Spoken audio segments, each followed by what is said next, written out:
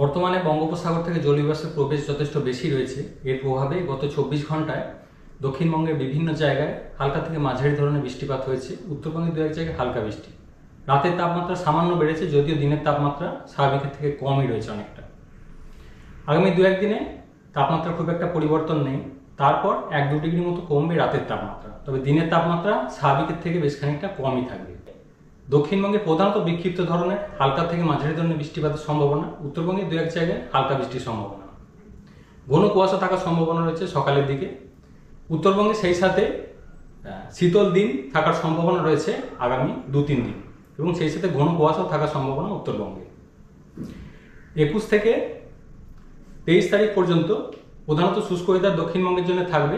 24 তারিখে গিয়ে আবার উপকূলের কাছাকাছি জেলাগুলো দু এক জায়গায় হালকা বৃষ্টির সম্ভাবনা।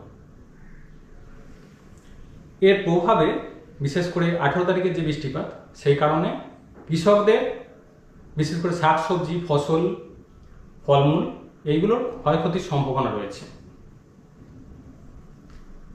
কলকাতা পার্শ্ববর্তী অঞ্চলে 18 তারিখে প্রধানত মেঘলা আকাশ, হালকা ধরনের বৃষ্টিপাতের সম্ভাবনা।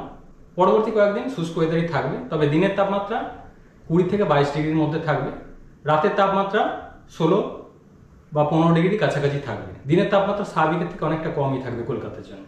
দার্জিলিংয়ের ক্ষেত্রে 22 তারিখ পর্যন্ত বৃষ্টি বা তুষারপাতের সম্ভাবনা রয়েছে হালকা ধরনের। তাপমাত্রা মোটামুটি 3-4 ডিগ্রির কাছাকাছি সর্বনিম্ন তাপমাত্রা দার্জিলিংয়ের ক্ষেত্রে।